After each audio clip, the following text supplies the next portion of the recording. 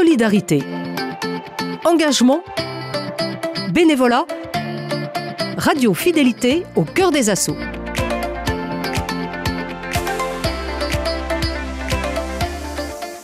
Dans cet épisode d'Au cœur des assauts, nous retrouvons Marion, cofondatrice de Repousse. L'association récupère des arbres destinés à être broyés et les replante gratuitement sur des projets de plantation locale ou chez des particuliers. Bonjour Marion, tu es cofondatrice de l'association Repousse.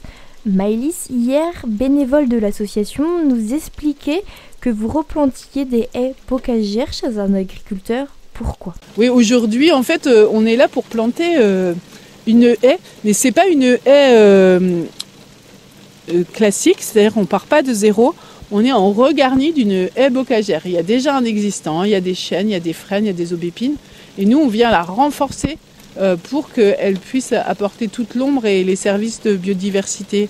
Alors c'est la première fois qu'on fait ça, mais c'est vrai qu'il y a beaucoup d'aides pour les agriculteurs pour planter des nouvelles haies.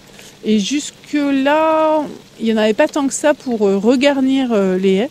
Donc on est content. Aujourd'hui, c'est un test de voir comment ça se passe. Pareil, on teste là, on plante sans manchon de protection. En plantant des arbres un peu plus grands, on espère qu'ils ne se font pas trop abîmer. Mais les manchons de protection sont en plastique, ça part dans la nature. On trouve qu'écologiquement, ça n'a pas trop de sens. Donc on va voir quel est le taux de perte sans manchon de protection. C'est quoi un manchon de protection ? En fait, c'est des filets en plastique rigide qui se mettent autour de l'arbre pour éviter de se faire grignoter par les sangliers. Enfin, les sangliers, on ne peut rien faire, mais contre les biches et les chevreuils, pardon. D'accord. Donc oui, c'est en plastique, donc c'est pas... Oui, au final, souvent, ça se finit par se perdre dans la nature. Donc c'est intéressant quand même de toujours réfléchir à quel point c'est intéressant. Enfin, c'est important de toujours réfléchir écologiquement. Parfois, on veut faire bien, mais on fait tout l'inverse. Nous, dès le début, on est allé voir des botanistes du conservatoire botanique pour savoir qu'est-ce qu'on pourrait faire de travers, qu'est-ce qui pourrait nuire à l'environnement, même en ayant toutes les bonnes intentions du monde.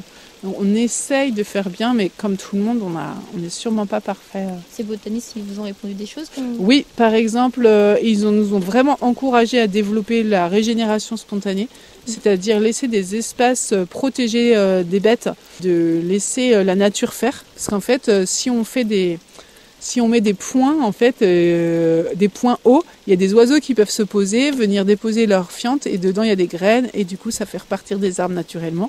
Donc il nous a vraiment orientés vers ça. Et puis un deuxième point, il nous a dit de faire attention aux vers plats.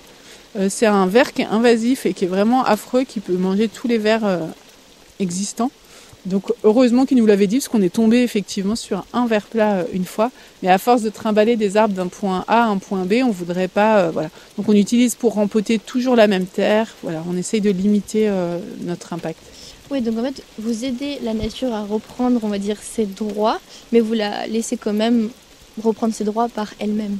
Oui, on n'a pas trop commencé encore ça, la régénération spontanée. Parfois, pour un agriculteur, c'est plus dur à entendre que de planter des petits arbres déjà. C'est compliqué parce qu'on a toujours l'idée qu'avec un grand arbre, on va gagner du temps. Or, en fait, un arbre planté petit, il va faire des racines profondes et il va grandir vraiment plus vite que ses copains. Donc, la régénération spontanée, il va falloir qu'on trouve des gens qui sont partants, mais c'est plus long et on a moins de maîtrise.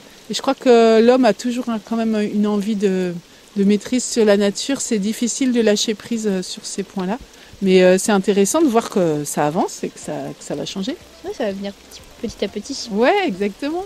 Merci beaucoup. Pour clore cette semaine, nous discuterons avec Marion de l'importance de replanter des arbres sur le territoire de la Loire-Atlantique.